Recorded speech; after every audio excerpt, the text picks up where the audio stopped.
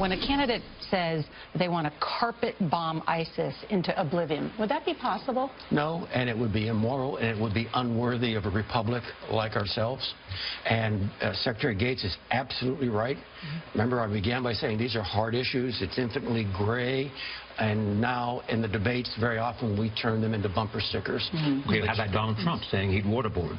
Yeah, actually, Trump says he'd waterboard, and a lot worse because they deserve it. And we never did anything to anyone because they deserved it. This was never looking backward. This was trying to keep Americans safe looking forward. People can argue about what we did, but it was never a form of punishment. It was always. That was General Michael Hayden, the only man who has ever served as director of both the NSA and the CIA, taking on some of the recent foreign policy arguments from Donald Trump and Senator Ted Cruz.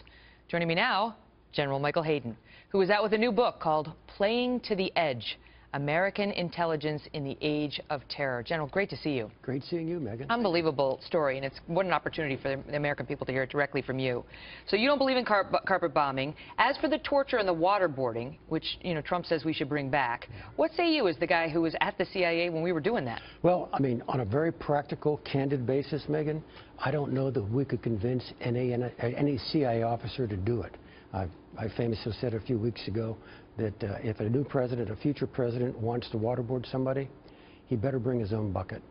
Because after CIA did this in good faith, under the opinion of the Attorney General, that it was lawful, the American political system turned against it. And that commitment to CIA officers, when they go out and do something edgy for the Republic, authorized by the President, approved by the Attorney General, briefed by Congress, and the director says, I think this is a good thing to do, they think they've got a social contract with the American Republic, and it has a half-life longer than the next off-year election. And CIA officers have been taught that's no longer true. They were thrown under the bus. So they will not go do this. Now, many people will celebrate that, but there are a whole bunch of other things that CIA officers are going to be asked to do that are on the edge that I fear they will be reluctant to. And you think they should. That's why the book is called Playing to the Edge. It is. Because you think they should press the limits, because they are really the ones who, in large part, are charged with protecting us. Well, they work in a unique space. You go into the CIA headquarters, you look down the hall, and you see this mural of the Lady Liberty. We are the nation's first line of defense. We accomplish what others cannot accomplish. We go where others cannot go. We have a special space for the protection of the Republic. We are expected to do, we are asked to do, things that no one else is asked or allowed to do to keep America safe. What about another proposal we've heard, this one is also from Trump, was that we should be killing the terrorists' families because that'll make them pay attention. You know, I say play to the edge, but there are lines.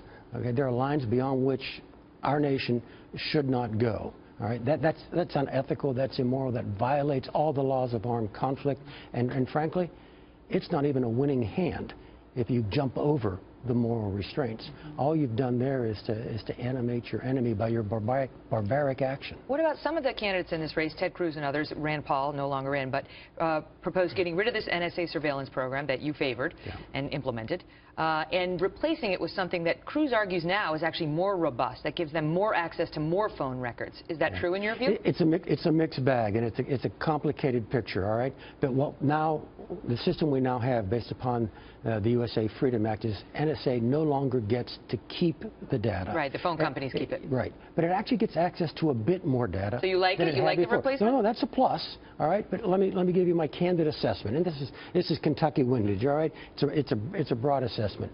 I suspect what we've got here is kind of the 85% solution. If this were the best way to set this up, that's the way I would have set it up in October of 2001. And frankly, what I do in the book is to take these and other issues like them, Megan, and explain that we're not operating in black and white here. Right. We're operating in continuous gray, and these are always difficult decisions. What about the Hillary matter and the disclosure of classified information, top secret information in many of these emails, including, we're told, some spy information? Well, first of all, the most important caveat, I haven't seen any of these, so I really don't know what is or is not in them, but I will give you my view. The sin here is absolutely the original sin.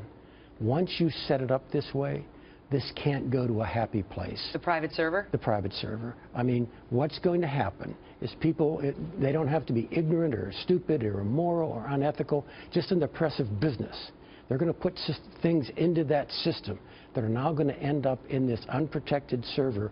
And as the former director of NSA, if I could have gotten access to the server of the foreign minister of a potential adversary of the United States, even for their unclassified emails, I'd have moved heaven and earth to do that. Was it reckless?